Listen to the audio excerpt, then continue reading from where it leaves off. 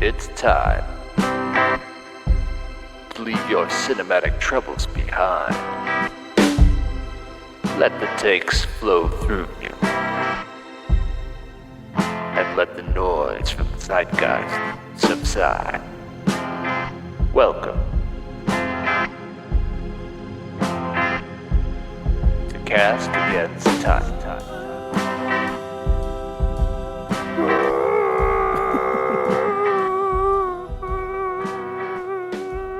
Fozzie? Is that Fozzie Bear? Kermie. We're never going to open our bar in Chicago. Kermie. Is that his And name? now you sound like Barney. Whatever. I got 3 speeds, and one of them is whiskey. Woo!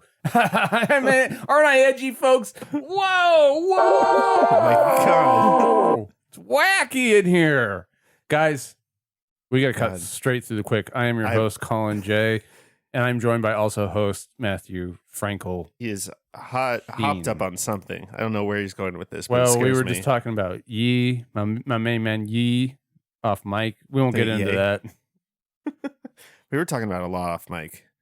Sure were. It's the day of the loud. He has risen today, just like we have risen for season 3. Because, just like our president calls for it, he said, can you just fucking record an episode? You just crazy fucking recording bastards. an episode, you crazy bastards. We said, well, fine, Mr. President. We don't have a choice. I guess we have to. It's Easter. We should be out looking for colored eggs. Do you like hard-boiled eggs? You shouldn't be able to eat a thing that smells the way that it comes out of your ass. Does that make sense? Yes. That's it. That would be a good list to think of. What are the smelliest foods that you like? I mean, I'll give him a little poke, like maybe on a Cobb salad. Are you a deviled egg person? Ooh, it's got to be a right place at the super right time. Like a hot summer day. Super hot, sweaty. I need to see like condensation on the side of the whites of the egg. Yeah. Yeah, I love that. I love a 7-Eleven deviled egg. They don't serve those, do they? They have hard-boiled eggs in a bag. No. For sure. I would like to believe I probably right now we could go get like 40 deviled eggs at Costco. The I American digress. way. I digress. Yeah, what do you got? I was talking to a friend of the show Okay. off mic, Sure. not on mic, because our friends of the show prefer not to be affiliated with the show. They don't like us. They choose No, not to be associated. They love us, but they also know that their involvement would compromise an ethically upstanding show. Mm-hmm. This is the day of our loud, and I feel like a lot of things that are loud adjacent are seeping into the culture, the cinematic culture, particularly. For example, our best auteur, old Melbert Okay. Melbert J. Gibson. Mm-hmm. He's doing his sequel to his Jeebus movie. Is this in this one he rises? It's like the resurrection, something the loud. But it's not just that. It's not just super out there, the loud. Like there's this like Benjamin Franklin movie that's like loud, super up with the loud. And so there's stuff that's like super out loud. Like we, first of all, our favorite film starring Topher Prayer Hands. Which you refuse to watch. Breakthrough? Yeah. We'll watch it. Well, it has to make the top 10, and the pigs have to make it part of the top 10 slop that we can roll. All right. That's going to be my campaign. Who is playing Benjamin Franklin in this? Do you know what I'm talking about? What is this called? The Great Awakening? The Great Awakening. So like that's a big Jesus. Like it's like Ben is visited by Jeebus, and Jesus like cracks the Liberty Bell like by winking at it or something. George Whitfield. Right. So there's all this like Christ adjacent shit that's out there, and they feel empowered now. Mm-hmm. Can't imagine why. So there's that stuff. There's like the God is not dead part 3 or whatever, all that kind of shit. Sure. Bought that stuff in the wild. But there's things where it might be a little bit veiled, and I don't know if you've seen this trailer. And this is not a video podcast. I do need to share it with you. I'd be shocked if you haven't seen it. How do you feel about good old James Stewart as an American icon? Oh, I don't know that I've seen the trailer, but I've seen the poster and I've read about this. You're a big fan of Jimmy Stew, Yeah. right? A Hitchcock stalwart. Big James Ford's big Jimmy Ford star. Mr. Washington goes to, or Mr. whatever goes to Washington. He goes, Mr. Smith. Smith, yeah. Rear Windows, one of my favorites. Jimmy Smith goes to Washington. You got a good Jimmy Stewart. Oh, I love Jimmy Stewart. He's one of my favorites. James Stewart is great. I want to play this trailer for you. We'll watch it together. I think I have seen it, but I want to watch it again because I don't know. Because it's more about him going to war, right? And in lieu of our conversation, I just want to ask you a few questions. Yes. Yes, I have seen this, but I want to watch it again. Let's do this. Woo. Dear Fatherland. No. I'm not a praying man. I'm at the end of my rope, and show me the way. You are a star, and America needs stars right now. How does it feel to be a legend, James? It's the best feeling in the world. Oh, it's terrible. Listen to that. Listen to that. Mark my words, we'll be at war before Christmas. Don't I have the right to serve my country just like anyone else does? Okay, that's America not bad can't right there. afford to Oh, lose no, Jimmy Rob Riggle. Stewart. War, you're just not cut out for it, and make peace with the fact that you are what you It sounds like Paul Giamatti Just doing an Jimmy actor. Stewart. Yeah, I've done this scene in so many movies. it does. That's good. But That's this good. isn't a movie. This is my life. This is my life. What the audience needs is the truth. The question is, are you brave enough to give it to them? Someday, I'd like to be able to look at myself in the mirror and see a good man looking back at me. Did you just throw snow at them? Jimmy. Okay. Okay, so Okay. That's enough of that. That's enough of that. let me get this out first. Please. I don't hate the story per se, because apparently when he came back he was really fucked up, and that's when he did what was the Christmas A Wonderful Life, and apparently he was like very he went through a lot of shit, but also was super professional and like eager to get back to work and like dealt with a lot of shit. However, what you're saying is probably true, where they're going to turn this into a super Jeebus movie. Okay, well, you're jumping the gun. There we Well, go. First of all, it's okay to admit, and we don't know, Mm-hmm. but I know for sure that the filmmakers of this thing don't know that voice was Jimmy Stewart voice. Mm-hmm. Oh, I got back from the war. I was college kill these men.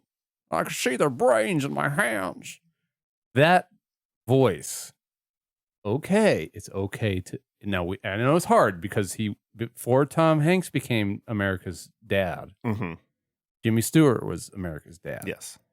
And it's hard to admit this about your daddy. That voice is probably, I would say like 99%, and what we would like to call in the common parlance, an affectation. Mm-hmm. Right? Jimmy Stewart in real life was probably like, oh, give me a fucking barrel. Yeah. You know, like I don't think that he was going around going, oh, well, I gotta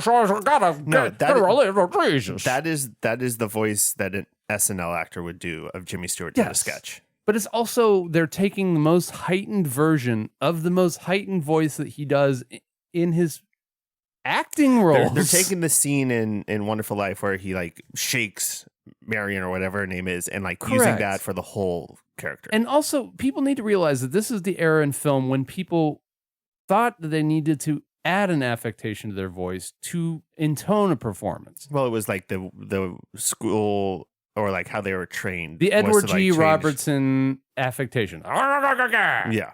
Like the, you want to be in pictures, hey? Yeah, and it's like actresses were really pronounced in like old English and all that. Right. Yeah. It has links to vaudeville, it has links all over the place. But the thing is, it didn't reflect reality. No. Performances back then were slightly more heightened. That's not why I'm trying to, that's not why I brought him up on the Day of Our Lord. The reason I'm bringing up this Jimmy trailer on Day, I think that we're going to start seeing a lot more of this shit.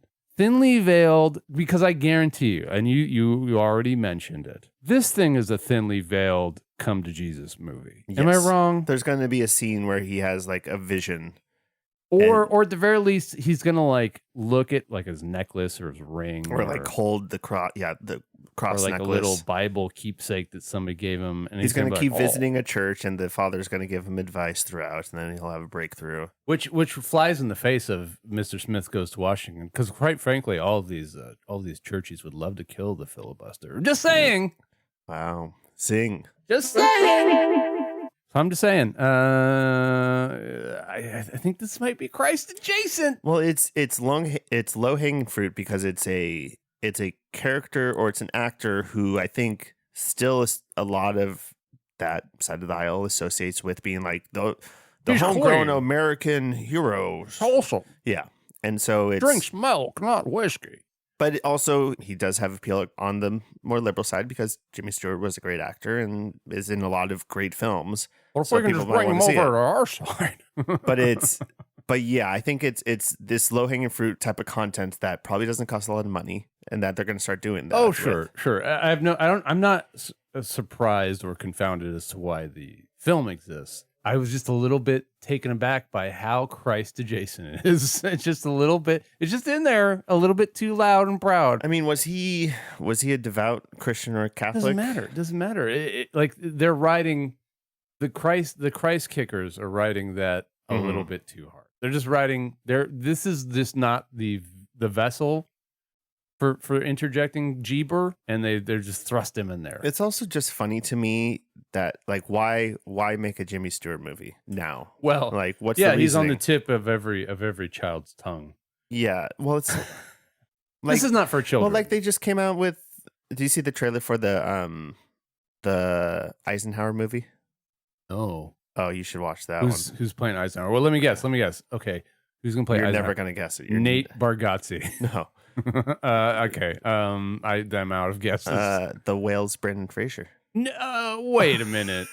See, now you have to pull it up. No, we don't have time for that. We don't have time to get. You can look at the image at least. All right, let's see. The Whale. No, I'm saying. No, I'm saying. I know. But yes, Fraser, Eisenhower. Eisenhower has an E. Yes. He's awful bald. I'll give him that. I'm pretty sure Eisenhower wasn't that fat. Yeah, his face is too thick. I don't want to come down on Brendan Fraser, America's treasure, America's most treasured actor. I mean, I don't know if I need it. I don't need it. I don't need this. I definitely don't need it. But I did have one more item before we move on to the meat. Sure. Thrust of our show. I have bad news from the set of Daily Wire's most. That's what I thought you were going to bring up earlier. Important film. Jonathan Major fell through a window on the set of his new action film. That was pretty funny. I hadn't seen the clip. There's a clip? Yeah, there's a clip. Leading to a crew walk off set. Yeah. Ben Shapiro is losing it. And the producers say they won't negotiate with communists. The union crew. They hired a union crew. Why do you hire a union? Well, you want professionals, you pay for professionals. Mm-hmm. Jonathan Major hurts himself. There's one Jonathan Major. Yes, but somebody else falls through the window with him. Okay. They don't negotiate with communists. Then don't hire a union, bro. Get the fucking amateurs and see what that does for you. Yep. Go see what that looks like. Daily Wire. Make that movie with Zach Levi. Yeah, there's a clip of them like falling backwards through a window. Okay, we gotta find this. There's actually a fucking clip? Yeah. Holy shit. Can you come back from like that pitfall of a career now? There's no way. Like he's doing Ben Shapiro But what films. was this thing? He pretended to get beat up? No, he like physically abused. Oh, or, that's like, right. Psychologically abused. Yeah. He's a woman beater. He got called out for being a piece of crap. Thank Christ for that. And then, then he tried to he did a video where he pretended to break up a fight, right? Yeah. Right. Which is clearly staged. Mm-hmm. And then tried to distance himself from it. But oops, the internet is forever. Yeah. Jonathan. Forever. Did you find the clip? I don't know. What am I looking for? You tell me. Oh, here we go. Jonathan Major's stunt goes wrong. Actor falls through thing. 6 minutes? No, it shouldn't be. I saw a very short clip on the skeets or Here we go. Audio on this? You can describe it. Okay, he's Here we go, guys. Ready? In 3, they're 2, they're 1, like being action. held up or something. It's actually really anticlimactic. I just love the person that runs into frame after they fall through. Yeah, so it's like they're doing a scene where they're being held up or something in a shot or whatever, and they kind of just fall backwards in this window. Apparently, it was a 6-foot drop. Oh, Oh, so they were they were like in a building. Yeah. Oh no. Okay. Well, that's yeah. a They weren't problem. on a set or a soundstage. Oh dear. Well, yeah. I can see how that would fuck your ass up. So how's he doing? Well, it doesn't who matter. fucking cares? Fuck him. Yeah. LOL. That's what I have to say to that. LMAO even. I did have a weird thing. Okay. I don't know why this popped up in my head. Okay. Maybe because I saw a Devil Wears Prada poster. Oh, I thought you were going to say you saw part 2 already. No. Well, my first question is, I don't even know if, is that something that you think needs to exist? Well, what did you think about the first is one? clamoring for it. Did you like the first one? I don't have feelings about it. I saw it. I think it exists. I'm glad that Meryl Streep continues to live. Mm-hmm. That's all I can say. I think people herald it as a weird classic. Yeah, I don't see that. Where do you lie on the Anne Hathaway stuff? What's she's the having stuff? Because she's having a 5-movie run this year, and it feels like it's going to be Anne Hathaway's back in the spotlight. I don't know. There's always I think I can there's see her always been trying to revive her career a little. But bit. what? Revive did she ever from need what? to revive it from anything? I think people thought she was a very big tryhard and yeah, I think she couldn't can be a relate to. little bit cloying and maybe a way of I don't know. But she's talented.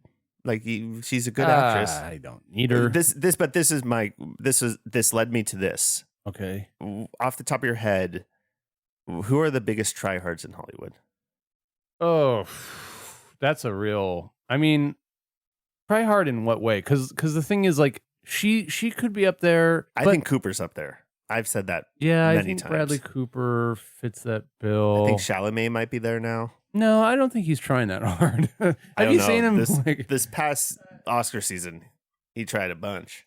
I mean, the whole Marty Supreme campaign was honestly. There was a time. It depends on what you mean trying for. So, for example, a lot of people used to talk about Leo DiCap as a tryhard before he won an Oscar, and now that he's won one, it kind of feels like he's just going in full Jack Nicholson. Mm-hmm. So that could be a version of. He's like Hollywood's dad now. No, that's still Tom Hanks. Don't worry. Well, he's more like Hollywood's grandpa. Yeah. But no, I mean, so it depends on what you mean by try hard. I feel like all the try hard stuff I see is more like influencer shit and reality TV. Well, I mean, every influencer is a tryhard, right? So I mean, that applies to everyone. So I guess I would say who's the most influencer adjacent person that's got an acting career? One of the Khloe Kardashian. Well, would you say Tarantino's a tryhard? Sure, but he delivers. Like Spike Jonze or Spike Lee. No, I wouldn't consider Spike Lee a try hard, if only because he doesn't need to try, and he doesn't try. Actually, he doesn't. Yeah, that's true. He doesn't actually try goes that hard. against the grain to his. And Tarantino is Not trying hard to always be heard and seen, but I don't think that he has to try that hard to deliver on his. Look, I mean, say what you want for the guy's personality. His work's great. Everyone wants to talk about the people they'd like to have a beer with. But I would not want to have a beer with Right, Tarantino because you wouldn't get a word out. Well, you wouldn't get a word in edgewise, and you also would probably hear some truths that not true. Wasn't there a joke about Amy Mann made a joke about PTA and Tarantino just talking? I'm pretty sure that was wasn't Amy Mann. It was the singer that sang the song in Criminal in Magnolia. What's that lady? It was Fiona Apple, right? Fiona Apple. You're right. You got it. Fiona Apple. And yes, she had a story where she was like, these two could not, you couldn't pry them off of each other to stop talking insufferably about film together. But that doesn't strike me as tryhard. They're not doing that out in public. Do you think Jim Carrey's a tryhard? No, because he's stepped away from the limelight. So he could easily still be doing his I shit. think he was. Ooh, I got one. Who? Jack Black. Yeah. Because he doesn't have to be doing what he's doing. He doesn't have to be going out there and throwing his bandmate under the bus and. Yeah, what the fuck is going on with that? That was a couple months ago. Yeah, no, right? that was during the elections. He was like, because his bandmate in Tenacious D, was like, I don't necessarily think that this lady's got the juice. Mm-hmm. If only he could prognosticate all of our elections, and he's like, I will have nothing to do with this rhetoric. Kyle Glass figure. Yeah, and they were best friends for 20 years. Oops. Yep. So I'm going to say Jack Black. I'm surprised you haven't said the entire SNL cast. Well, SNL is... The thing with SNL is I hate the show. Do you consider SNL part of Hollywood? No, not at all. Because Lorne Michaels has his own machinery, even in that building. I've been in the NBC building. That's not a Name drop. No, that's not a drop. That's I not a used to thing to work be. for That's not a NBC. thing to be excited about. And I've been in that building, and like that whole SNL wing floor section is like its own factory. So like, I don't know if I've ever asked you what it is about SNL that drives you up the wall. Nothing drives me up the wall. Sometimes there's quality there. My problem with SNL is that its batting average is like 0.0075. Like they hit a single for as many hours of content that they put out, you get maybe, so it's a 2-hour show, right? You get maybe 15 minutes tops. At a good night, you might get 15 minutes worth of good material. So it's not that I hate that it exists. But you also don't like the talent. No. The talent is fine, but that they're willing to subject themselves to all of that speaks to a weird psychosis. Because the thing is, though, when they're done with those shows, a lot of fucking SNL alums and such do great stuff. Yeah, they do way better stuff. Like once when they leave leave, SNL. like I'm thinking about this current cast. I don't know a lot of them. Like even like a Sarah Squirm, right? Like I thought that her last comedy special was also, I'm not into the whole clown thing. I thought that was quite funny. Yeah. And like there's not a trace of that on that show. Because it's still so homely. But you're also working in a writer's room with 30 writers. All competing. They're all their stressed. voices are drowning each other out. They do like a rehearsal taping. If it doesn't work in the room, Lorne Michaels has like a guy with a bazooka come and blow the set up or whatever. And like it just, there's just not a way to make good stuff. So, and I also didn't like Lorne Michaels thing. No, not Lorne Michaels. I didn't like that fucking Aaron Sorkin film that they did about it. You mean the Jason Reitman one? Yeah, but it felt very Aaron Sorkin-y, where they're like walking and talking movie. In thinking about SNL, I think I found the biggest tryhard. Okay, Jimmy Fallon. Ooh, I don't think he's trying that hard either. I think he just gets drunk and goes on out I there. think he wants to be like so badly. Well, that ship has sailed, my friend. I don't know. I mean, he's still hosting the Tonight Show. That ship done sailed. Well, yeah, for who? Who's watching that show? Who's like do you know any Tonight Show diehards that are just like they got to be tuned in every night? No, I mean I'll watch late night show clips the next day, and I never watch Fallon. I don't even watch Kimmel stuff. I'll watch basically Seth Meyers. Like if Joel McHale was still doing the Soup, maybe I would like catch a glimpse of a Jimmy Fallon clip. That's not happening anymore. No. We also have Jimmy Fallon to blame for our current situation. So he's partly to blame for that. So fuck him. Hope he dies in the day of our Lord. Crazy bastards. Because, let's not let him distract from the show. What show?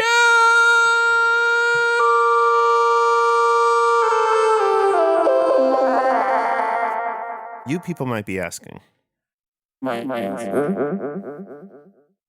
Against time.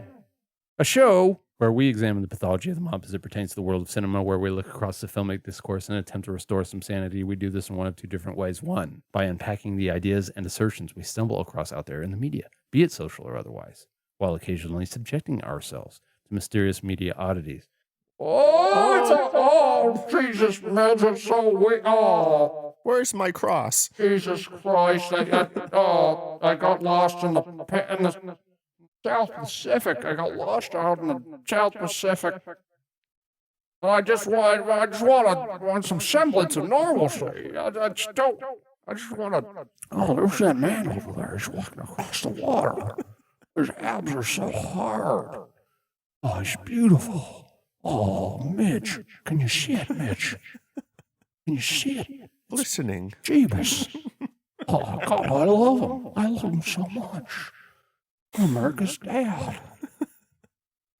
And two, by spinning. Oh my God. Jesus Christ. Two, by spinning the reel of Scopophilia, where we let fate decide on a series of film-related exercises that are really not in any way related to meaningless, desperate cash grab for content. We are rolling in cash.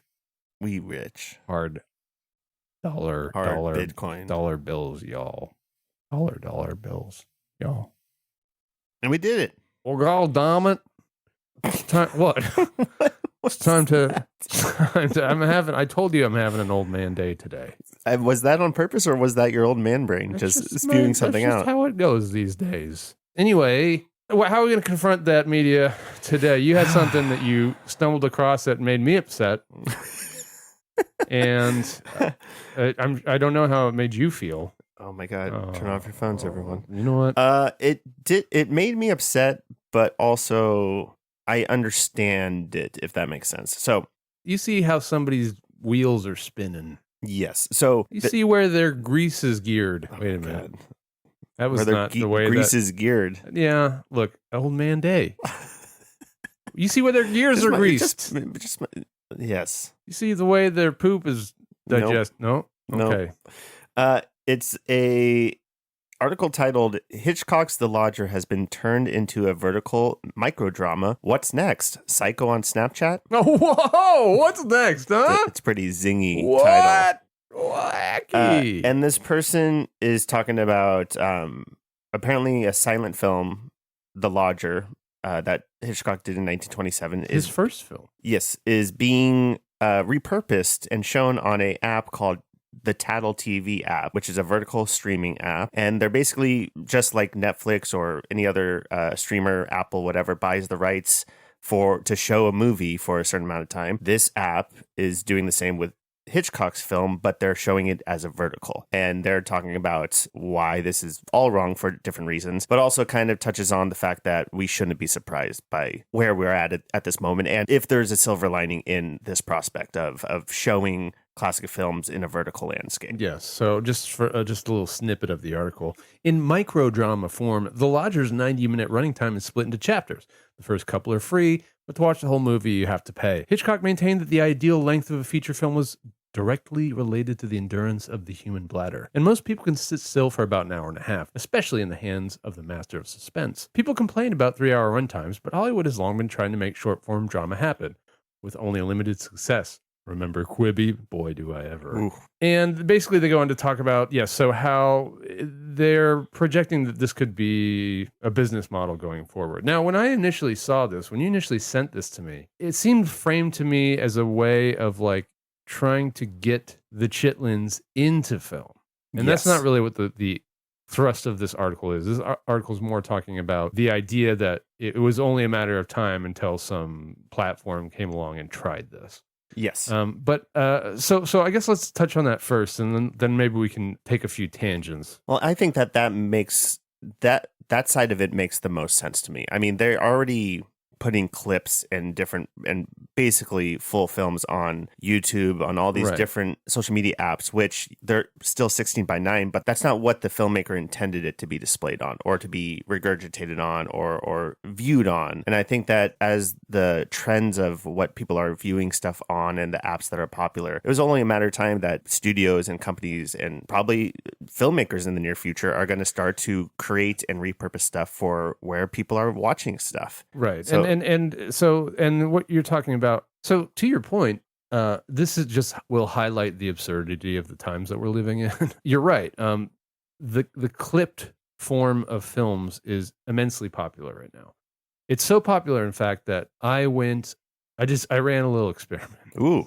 So Please tell. So there's this banal little film, I don't know, personality or influencer or whatever the fuck you want to call them on the grams, which are evil, by the way. You should delete your Instagram account. I'm serious. But their whole bag is that they'll take these clips and they'll go, "Oh my God, can you believe this clip?" Or, "Oh wow, they don't write them like they used to," and shit like that. And so it was like a clip from, I don't know, like Catch Me If You Can or something. Like, "Well, look at the dialogue and the cinematography, and then this scene is incredible," whatever. And it had something like, does it have like a VO guy being like, "Not many people talk about Catch Me If You Can, but if you really watch it." No, luckily not. But I'm sure that is, I'm sure there's plenty of that often slept on Spielberg film, Catch Me If You Can. Sure. I'm sure there's plenty of that content out there as well, or as I like to call it, content. Anyway. We're very British today. We're super, super refined here at Caskins Type. So that little post had something like, I don't know, I want to say 20,000 likes. Mm-hmm. So I went on a metric site for streaming apps and looked at how many people had watched Catch Me If You Can. on, I forget where it was streaming. I'm sure the HBO Max or something. It was probably Max or something like that. It had like 5,000 streams on that in like the last month or whatever. Or I think it was by week. Okay. And the post was like brand new. You know what I mean, wait, did you say how many the post had? How many? It had like 20,000 likes. Okay. Or it's 20,000. I don't know. So and that's just likes. So essentially 6 times the amount. We're guessing that a like equals a view here. Well, I'm guessing they'll like. I would guess that for every like, there's probably 5 more. I was going to say, right? There's usually more views. So maybe than like likes. 100,000 people saw this clip. Yeah. So these things in clip form are immensely popular, and the outreach or the reach of them is obviously more widespread. Yes. So kind of going to what you were, I think, going to say when you said that you understand it, it's not like it doesn't make sense for them to try this. No, and what you're saying actually makes perfect sense as well. Like how many times, I can't speak for you, but there's been several times where I've been doom scrolling. I'm drinking piss wine. You're just piss wine. You're just having a day. God damn it. There's been several times where I've been scrolling and a clip or a video like that, or just like a scene of one of my favorite films pops up, and I'll watch the whole thing because it showed up. My algorithm fed it to me, and it's right there, and so I'm going to watch it. Well, I didn't have to seek it out. No, wait. So no, you're telling me sometimes these little scenes pop up. You know, some influencer goes like, "Oh my God, did you remember? Has anybody ever heard of film?" They used to shoot films I on think it. there are accounts that literally just post clips. Yes, there are, and that's actually more what I'm referring to. Yeah, and but you're telling me that sometimes those clips pop up, and you're like, "Well, now I got to watch Hook." No, I'm talking about if it's a film that I like. I know, but you know what I'm saying. But like, yes, so you know, but like, well, this is actually a good counterpoint because I'm sure many people have not seen The Lodger. So in my example that I just presented, if I'm scrolling through stuff and The Lodger pops up, I'm not going to sit and watch it because I don't know what the fuck it is. Are you telling me that, like, you know, because one of your favorite films is like Geely, right? So you're telling me like a scene from Geely comes on and you're like, and you're on your algorithm and you're like, well, algorithm showed it to me. I got to go sit down and watch it. I can't say that. Have you ever done that? I can't say that there aren't clips that I've watched of films that I haven't seen because there are.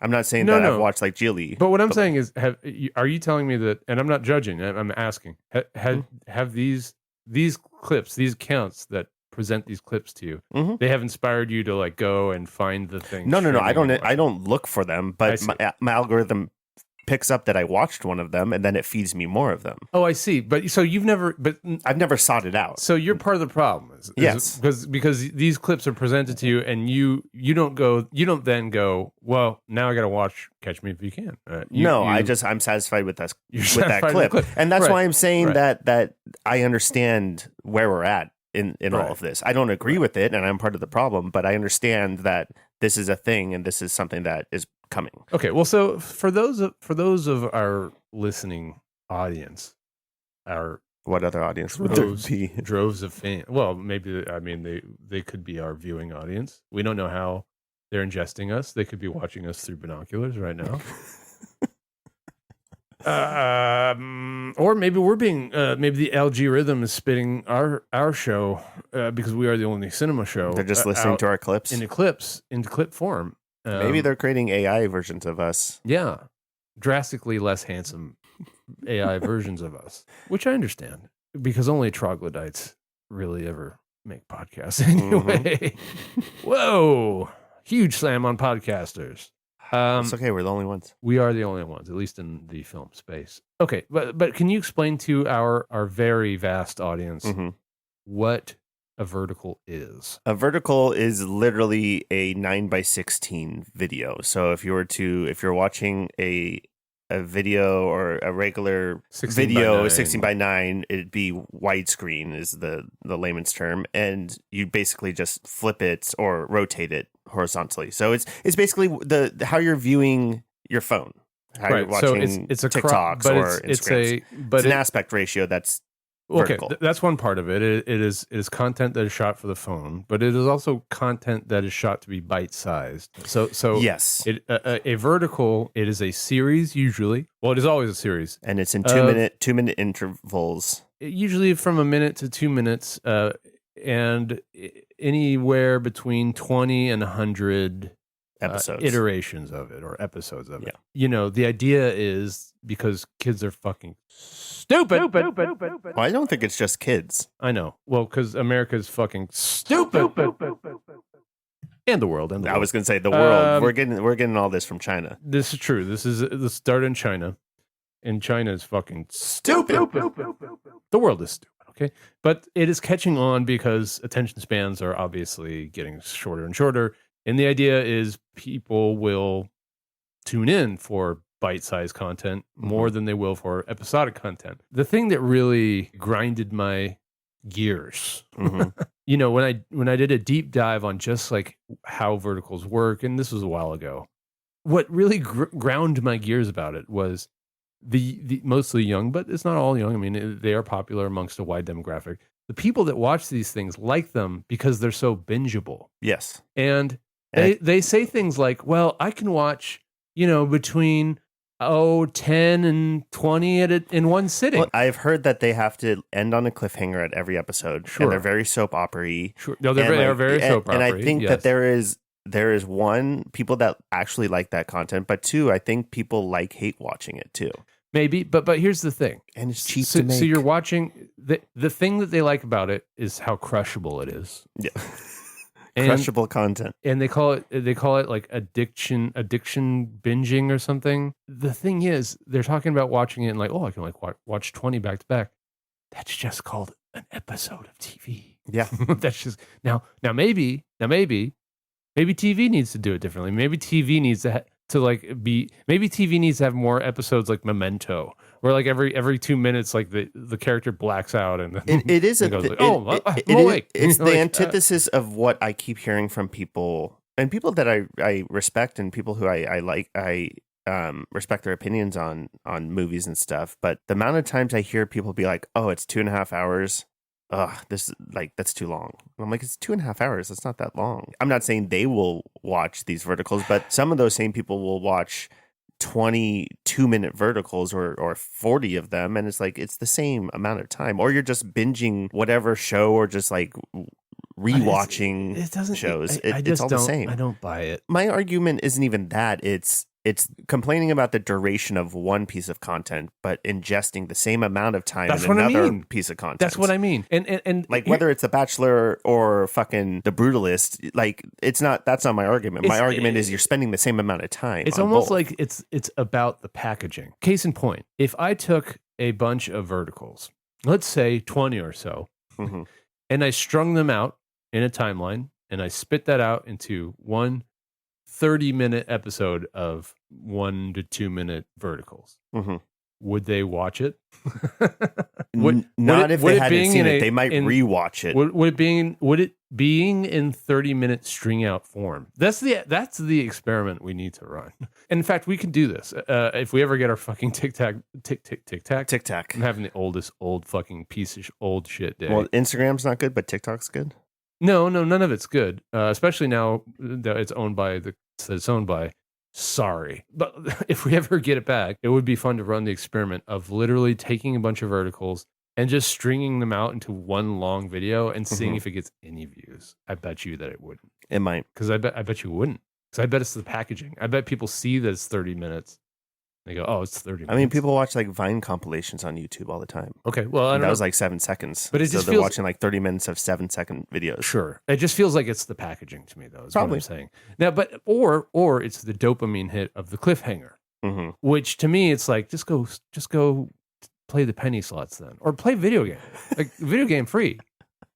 Penny slot costs money. See, well, this leads me to another point that this person brings up, where they're like, what strikes me odd really is that there is no shortage of ways to watch The Lodger on disc or online at a variety of prices and qualities. Or they recommend getting the Criterion Collection Blu-ray of it, which you and me agree on that, but it's missing the whole point of the audience that this person is talking to. No, but the reason why they're watching it on a vertical app is because they don't want to buy that physical media. They don't want to go out of their way to view it. Actually, Matthew, I want to come back to that. Oh, but for now, I guess let's put a button on the actual thing that this is about. Was it a matter of time before this happened? Yes.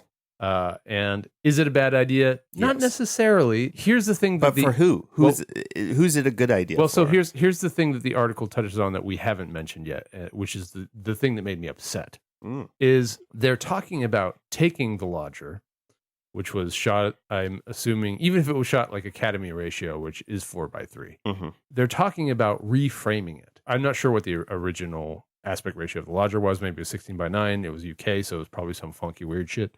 But they will be reformatting it so that they're essentially going to be lopping off part of the frame. Which just means they're centering the main piece of the frame.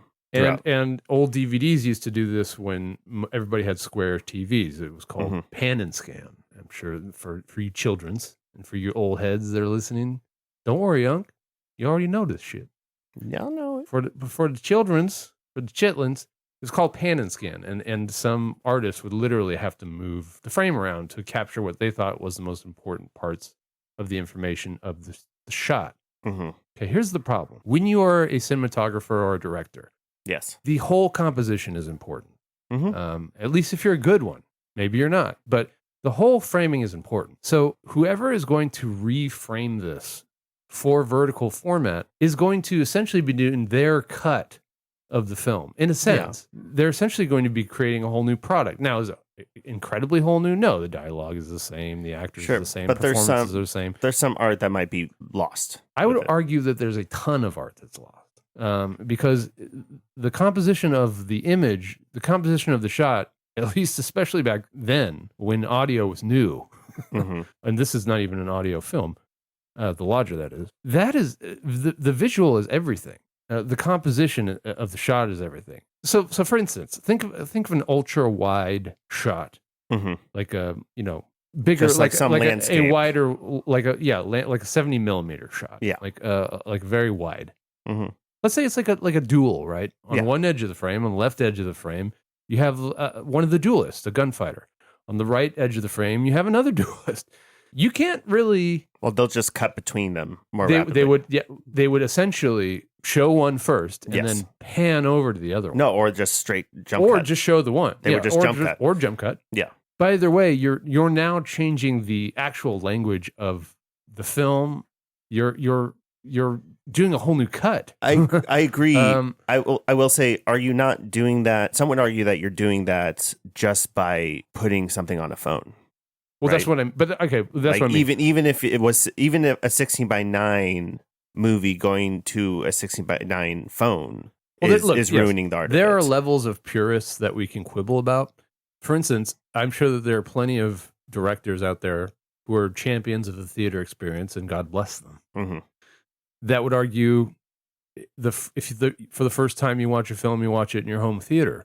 That's not pure enough. And maybe they're right. And in fact, I know they're right because you know they're right too, even if you out there know that you're right too, because every time you've seen a film in the theater for the first time versus watching it at home for the first time, you generally liked it a little bit more in the theater. Let's just be honest, because you're a captive audience. So yes, that's a level of purist abstraction, but you can still be a purist at home.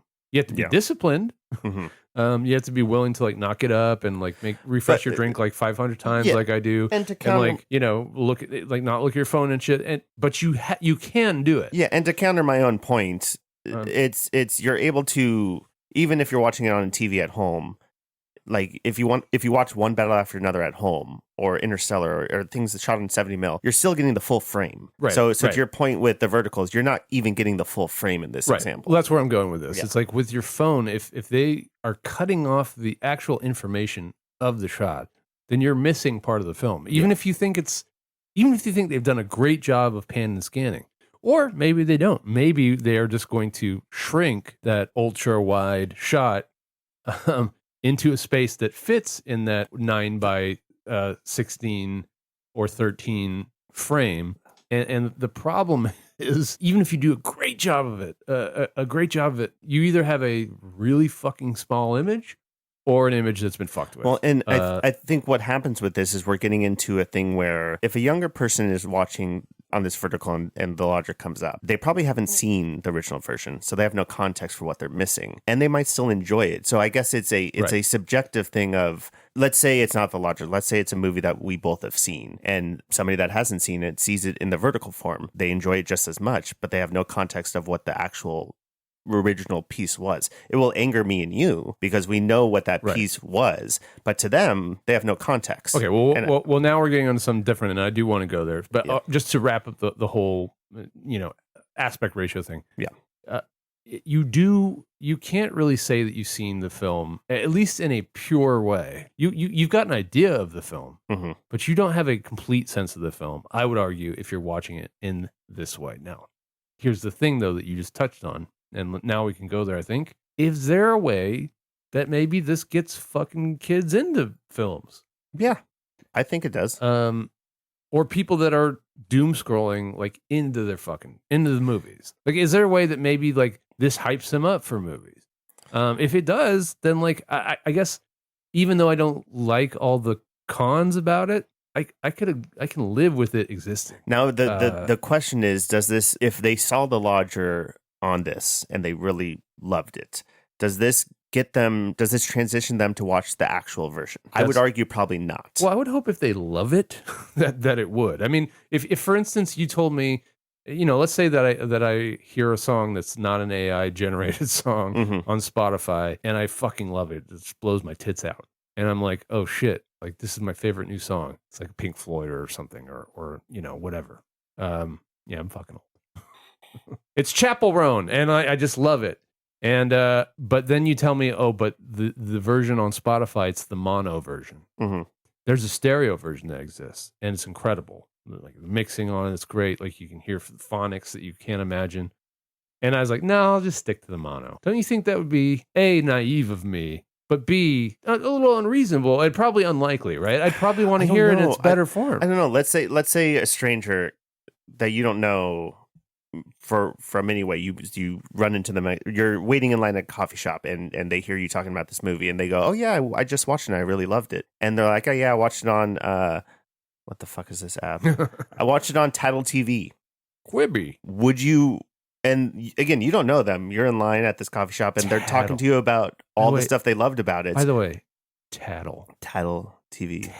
Tattle seems like the name of like a website where you cheat on your wife. Tattle anyway, TV. Like Ashley Madison, only it's Tattle. Spank me, Tattle. Okay. Sorry. But this guy loves this movie and it's a movie you love. Yeah. And then let's say you're talking about it for 30 minutes and then at the end he's like, yeah, I just like discovered it on Tattle and I just really loved it and I'm glad I have that app. I would go, what's your favorite shot? But would you immediately switch into like, oh, now I'm judging you? I don't think I'd be an antagonist, but I'd say, hey, look, you love it. That's awesome. Glad that you got an exposure to it, but now step onto the wild side. Like I would be like, look, I would try not to be a dick, but I might urge them, I might persuade them, hey, you love this thing? You said love. You didn't say like, you said love, motherfucker. So guess what? I've got a fucking mind-blowing experience for you. What if he's like, nah, I saw it, I'm good.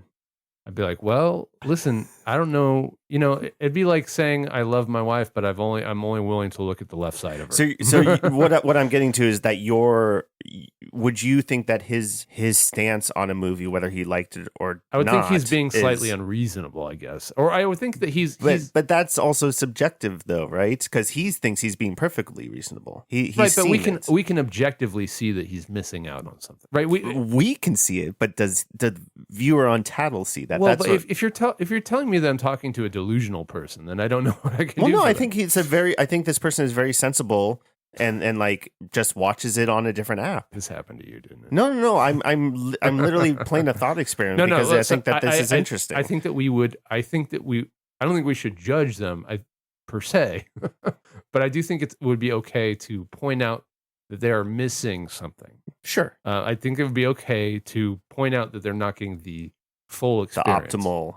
And now, and you can dial down on that and say there are versions of the full experience that go all the way to the theater, but even then you could dial down on that and be like, well, the ultimate experience was watching it in the editing bay with the director. I mean, yeah. So you can, there's always layers of abstraction that you can dial down on, but I think at a base minimum, seeing it in a theater setting, and by the way, that can include your own home theater, and your home theater doesn't have to be that sophisticated, but if you're seeing it in a way that literally lops information off of it to that degree, you can argue that information gets cut from a film if you're streaming it, for example, right?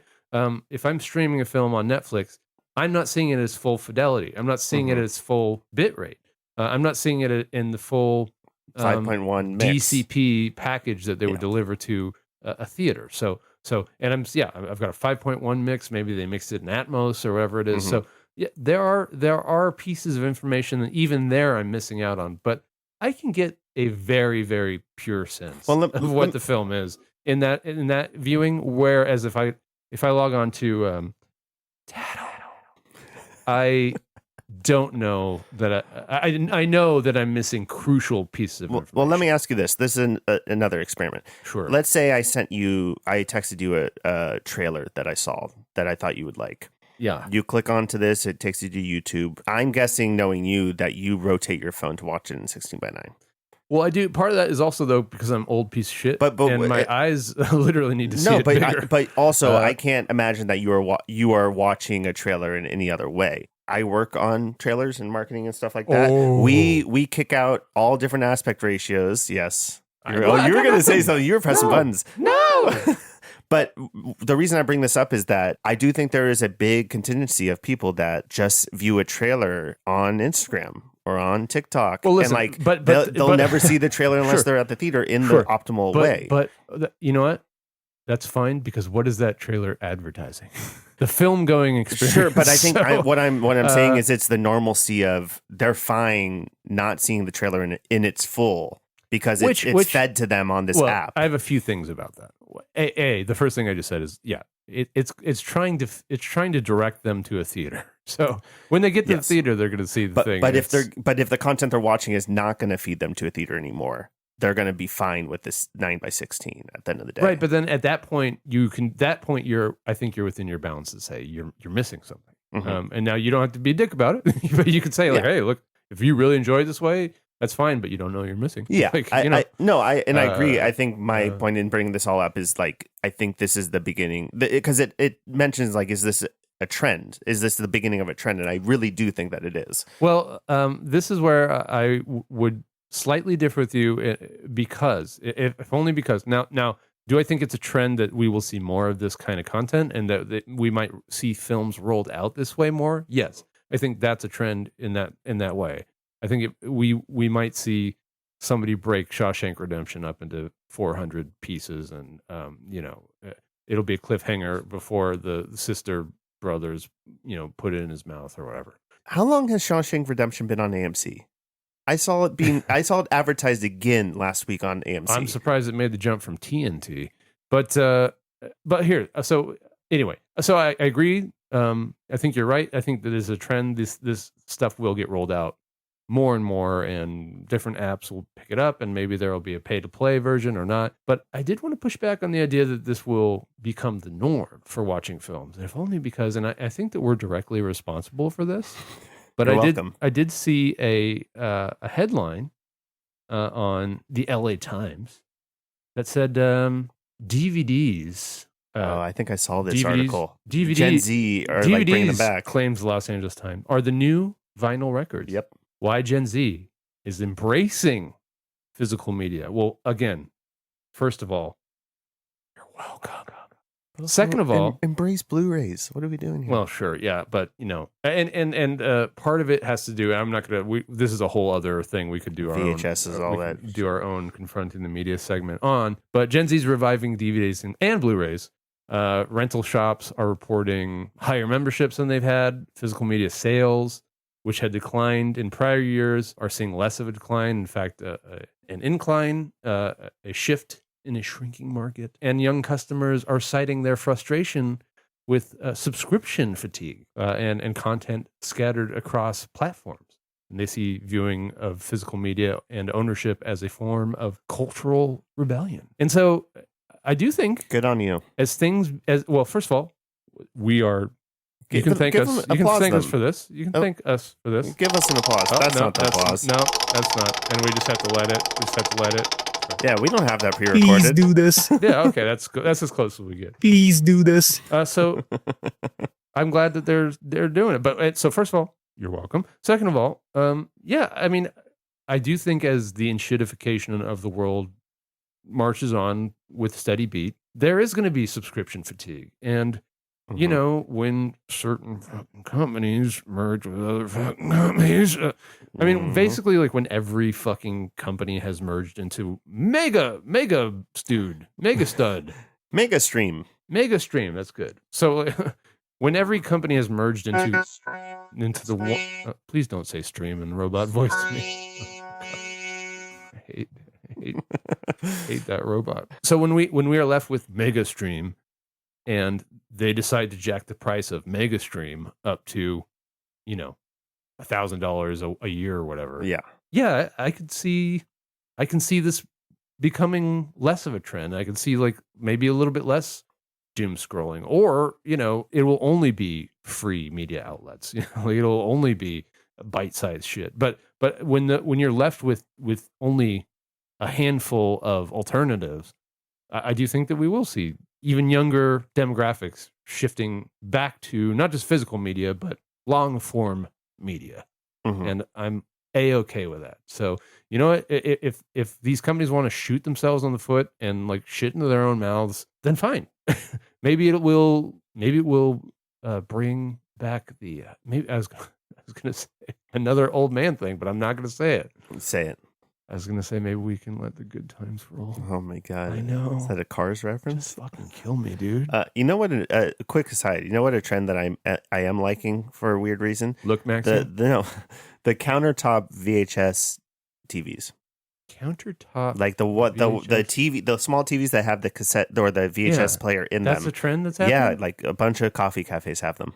They're just playing. It's also a household thing now, apparently a trend where like people have them in their kitchens. Well, there is a DVD form of this as well. I think people like the VHS Where are you even getting VHS? I don't think you can. I don't think eBay.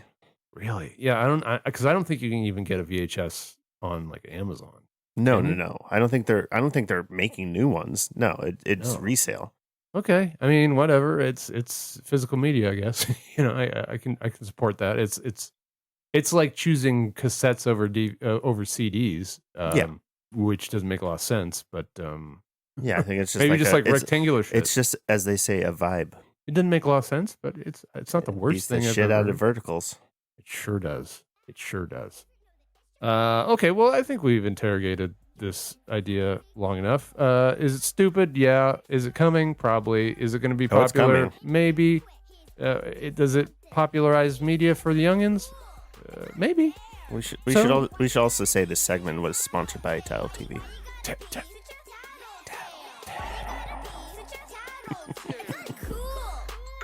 Awful. All right. Well, let's move the fuck on. Let's continue.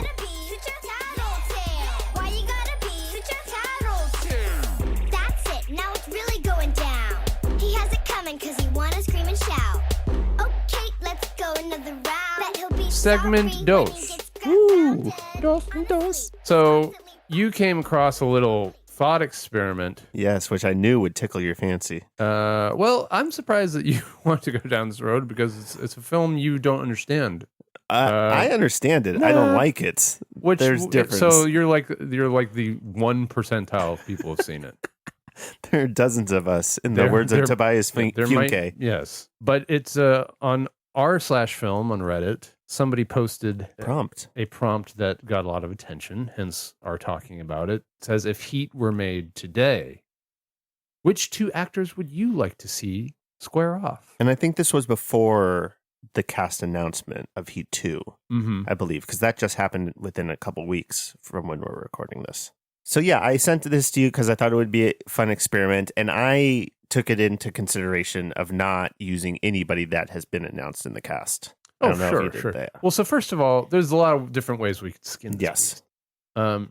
if we're going strictly in the spirit of Heat, which I didn't necessarily do. I mean, I leaned more on that, but I have some ideas outside of that too. Well, sure. But so if it's simply who would you like to see square off, I have a few examples of that. I did that. But if it's in the spirit of Heat, it's like actors of a similar type that are like hitting within the same weight class. I also had a bunch of just Val Kilmer casting as well. Sure. Because I feel like there's a triangle there. It's like the two main leads and then the wild card. Well, I actually didn't consider that. I was just considering the two mains, but that would have been an interesting thought experiment as well. Because is Leo playing Val? No, I feel like Austin Butler is, or Driver. Oh, I forgot the Aussie Butts. I feel like it's an Austin Butler call. Like you need somebody that has, and this leads into people that I picked, but you need somebody that has a little crazy in them. I feel like Austin Butler has proven that he can play a little crazy. Right. Well, and he's got the look. Okay. Well, I wouldn't hate that for Heat too. But anyway, we can take it in the spirit of Heat, or we can take it in the spirit of people that we'd like to see square off. So some people had their own answers on Reddit. Like I think the most upvoted one was Tim Robinson. And I was going to say that was my favorite one for sure. Daniel Day-Lewis and Gary Oldman. A lot of people want to see Daniel Day. Different people. This was my favorite response. Dylan McDermott and Dermot Mulroney. Yep, there was a lot of doppelganger Dermot. picks. Who names their kid Dermot? It's like you hit your head as you're walking into the delivery room. Dermot. Brolin and DeCap. A lot of people want to see DeCap and different people. You said Whoopi and Pauly Shore. What the fuck? This one was funny. I don't know why it makes sense to this person, but they said Charlie Day and Clint Howard. Okay, just having Clint Howard in there is a deep cut. But there's a lot of like a lot of the same people keep kind of popping up here. Yes. DeCap pops up a lot. Like Will Ferrell and John C. Reilly are on here like 15 times. Well, they're just trying to be funny. I did in my thought experiment, I did try to go more modern. Yeah, so like if we were casting it today. Let's break away from Reddit. Let's be interesting. Yes. Let's get away. Do we just want to ping pong back and forth? Sure. All right, I'll go first. My first one, Tom Hardy and Cillian Murphy. I think I saw that one on that thread, and yeah, I mean, I'm saying I did. Just for the record, I did not pick these off of Reddit. That's fine. The only thing I think I actually saw it mentioned there. That's a very they have squared off in Peaky Blinders. Yes, which I have not seen, but I know that they're both in the show. It's interesting. Actually, they're talking about making a movie out of that. No, they are. I had to stop watching that series eventually because it just became a 30-minute sustained Nick Cave and or PJ Harvey music video. I started it in 5 minutes and I stopped because I couldn't understand any of them. Oh well, come on now. You're a Gen Z or you got subtitles. Not Gen Z, I'm a millennial, man. Whatever. Also, but I don't hate that pairing. Okay. They would make it for an interesting. It'd be Hardy in the De Niro role. There'd be good charisma. Because I think Cillian can play a little Pacino. He has a little Pacino in him. Oh, interesting. I don't know because I see him as the more stoic of them, and that would be De Niro in that film. But now this is going to be my most mainstream pick, but I actually chose it for a different reason, and not necessarily because I like these guys, although I actually don't hate them as much as so many people. But Austin Butts, so Aussie Butts and Glenn Powell. The reason for this team up is because these are the two actors that I feel like get the most. I'm so over these guys, and I just thought like, oh. Like, wouldn't it be interesting if we got the two I'm so over this guys the most to face off to be the guys that are squaring off in Heat in another Heat iteration? Okay. So go. Okay. All right. I'm going to skip to a female casting. I put Chastain and Blanchett. Interesting. I also had a Blanchett casting, but I went Blanchett Bassett, Angela Bassett, because I thought like. When I think Cate Blanchett, maybe I'm just, and I realize this is not a unique sentiment, but I think, oh, badass. And that's like, who else do I think? Well, that's what I put Chastain in there. Who else do I think? I think badass and Angela Bassett. Well, so then you just revealed one. It'll be bounced back to me. I have Pattinson and Driver. Pattinson, I am okay with. Driver, I don't need any more of. Sure, but he fits the well, isn't the he? Bill. Isn't he actually cast? Well, so is Butler. Right. But I mean, so we went against our own prompt. That's true. So we'll just ignore us. Okay. So then here's actually an idea that I had. I don't know how well it works, but I like the idea of Morgan Freeman and Tim Robbins pairing up in an adversarial way. So because as we just alluded to, everyone has been force fed to Shawshank Redemption 20 billion times. You can't avoid it. If you're wherever you go tomorrow, whatever waiting room you're in, they'll be playing The Shawshank Redemption. Yes. And The Shawshank Redemption will outlive all of us. Oh, I mean, sure. it will, but like All playing films will. on networks will. Yes. But anyway, so I thought it'd be fun to see them like square off in a, because they have like a mutual respect, but they still got to kill each other. Okay. I've got Fassbender and Colin Farrell. Interesting. I like that. I like that pairing. I like both those guys. I'm into it. I thought about trying to find room for Fassbender somewhere, but he didn't make the cut. Now I thought that it might be interesting to go a different way. Okay. And do kind of a squaring off of contrasts. So maybe not equals, people not punching within the same weight class. In fact, punching in such divergent weight classes that it's almost comical. So I went with DJ Qualls and Alan Ritchson. Pulling the 90s out of I here. just think that DJ Qualls versus Alan Ritchson makes for a lot of entertainment, and Well, they now can we're- have but they now- can have for mutual respect. For But each then other. we're leaning into like superhero and villain stuff because like for DJ Qualls to be in this the is film, now- he has to like I he has said- to like be mentally capable and As like I just said, mess with him. There are two different ways of skinning Yeah. this cat. There's staying within the spirit of Heat, and then there is just who do you want to see square off. So this is more of the latter category. Wow. But go ahead. You No, shoot. no, that's great. I just thought of this one: Cheadle and Denzel. Oh, very interesting that you say that because I also have Cheadle on here, but I had Cheadle and Brolin because I just want to see those. I don't think I've ever seen them together, and that was a serious one. Oh, that's a good one. That's like within the actual spirit of the film. I think I've never seen those two in a film together. I would be shocked if they haven't been in one. In fact, wasn't what was that Soderbergh film with Cheadle and Brendan Fraser? yeah, remember that? There's like a heist film that he did with them. It was actually not very good. Anyway, whatever. I think I know what you're talking about. But yeah. It was like a pandemic era film. Okay, shoot. Well, I'm gonna spew off. I have one rolling around, but I'm gonna wait. I'm gonna spew off my Val Kilmer castings right now. Okay. Oh well. Okay. So, because I have a few, and I'm just gonna spit them out. Barry Keoghan, Okay. Keoghan. Okay. Barry Keoghan. I feel like he fits perfectly. Okay. With the Blanchett Chastain film universe, I had Tiana Taylor. I don't hate it. I have Jeremy Strong. Ooh. As Kilmer? That dude. That dude. There's not a Yeesh. version or a Oh. character that would surprise me with him because he's so fucking method and would just. It's like having Daniel Day-Lewis in that role. I believe that. When too. you said Jeremy, I thought you were going Alan White, which I would have been fine with. Jeremy Strong, huh? Jeremy Strong, Tilda Swinton. Oh, I kind of like it. Yeah, All right. that's a good one. Ben Foster. Yeah, I don't know. See, this next person I almost put in the Pacino or De Niro role, but I put him in the Kilmer role. Ewan McGregor. I don't hate that either. Here's what's killing me about the way that you've chosen to do this.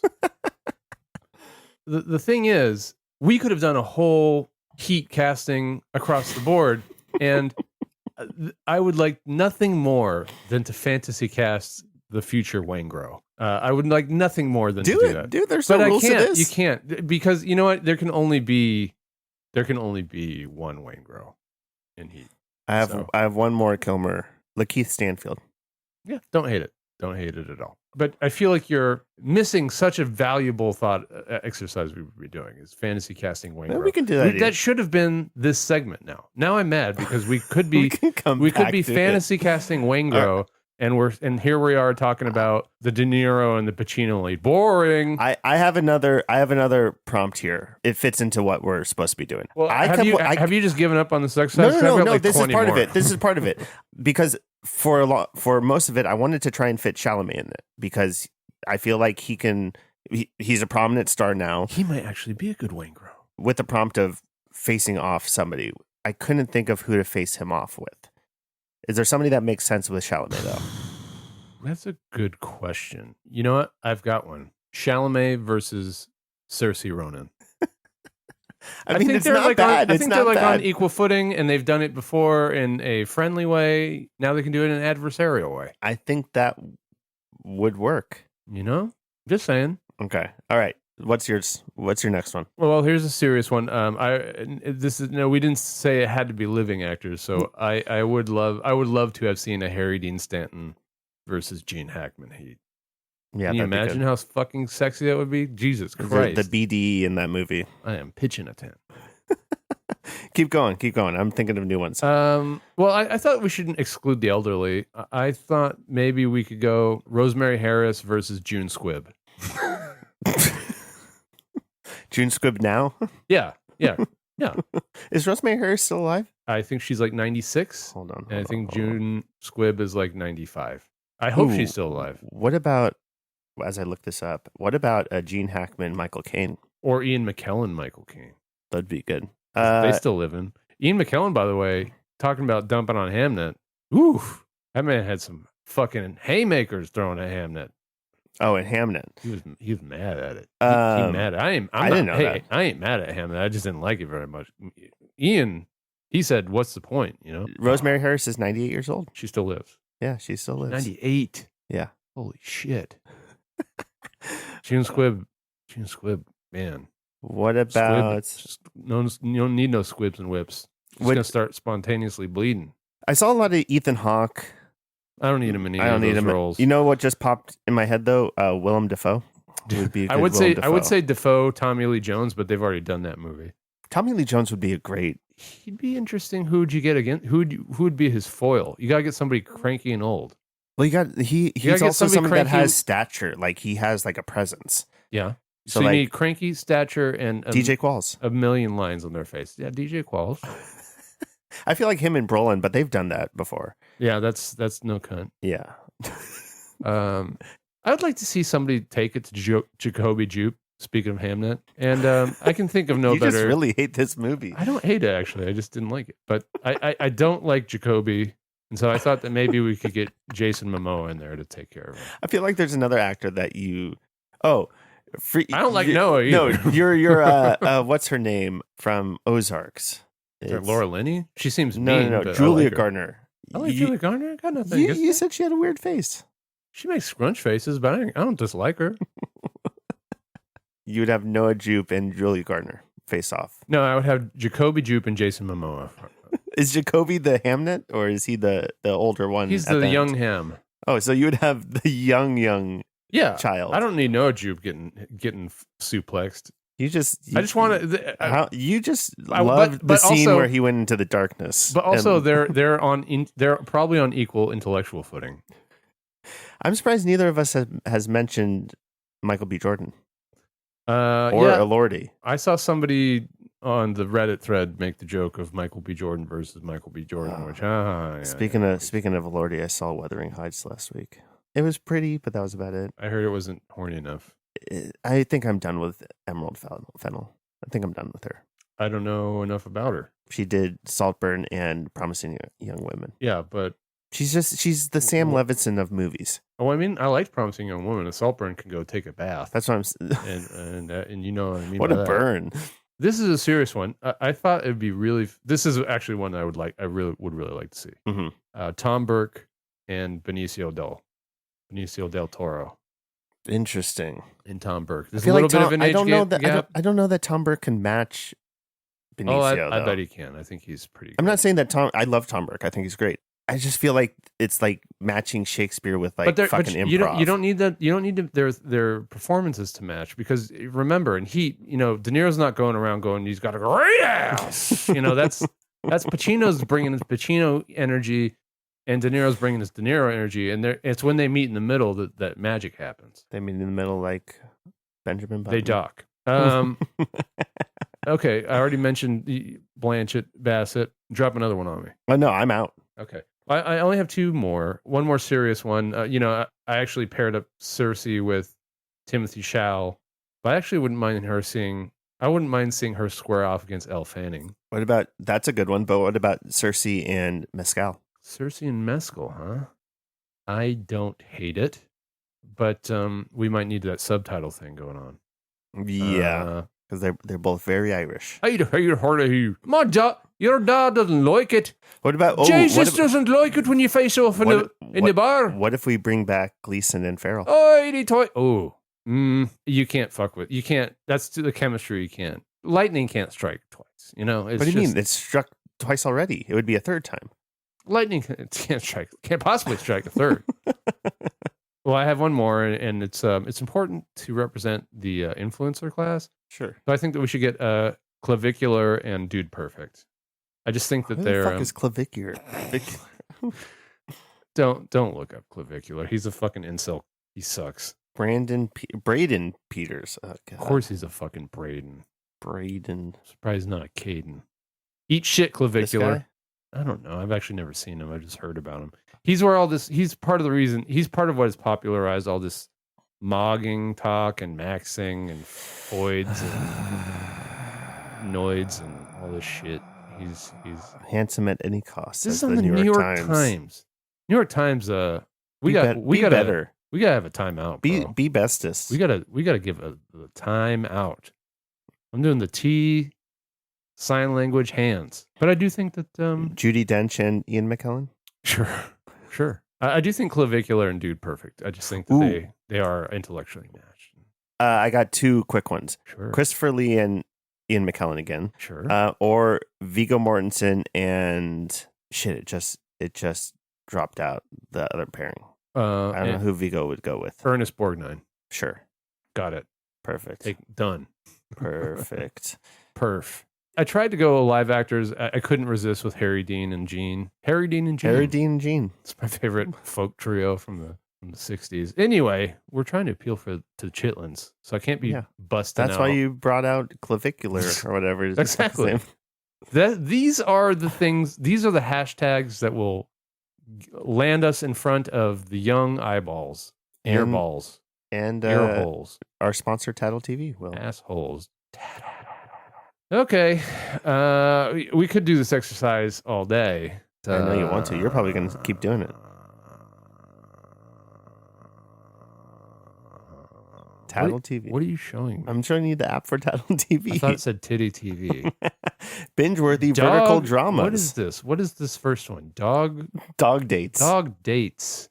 Jesus Christ. You can earn rewards. This is what verticals do, though. It's like the shittiest soap opera shit. And like maybe you are hate watching it or whatever, but it's like how many different iterations of like, oh, I accidentally blew a millionaire or whatever. Can you watch? 5 out of 5. One review. Sure. That maybe let's let that be the lesson to everybody. Go watch Dog Dates on Tattle. And I think that's going to do it for us, though. That's been another fantastic edition of Cast Against Type. castagainsttype@gmail.com is where you should reach out to us. And you should reach out to us with queries and qualms, because one of these days we're going to spin the reel and land on the mailbag again. It's only a matter of time. In the meantime, you can also find us wherever you find your pods, including iHeart, Podcatcher, Spotify, iHeart, Amazon, Apple. Apple. And now that they don't endorse the ice cunts anymore, Spotify. We can let them back into the fold. Okay, welcome back, Spotify. Yeah, for now. Even though they're owned by Meta, so they can fuck right off. Anyway, Ripasso.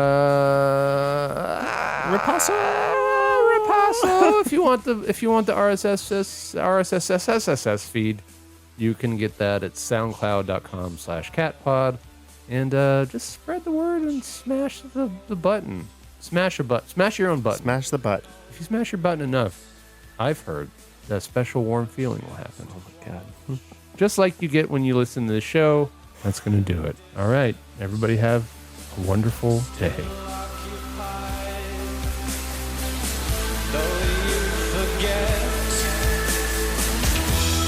Different colors, different shades.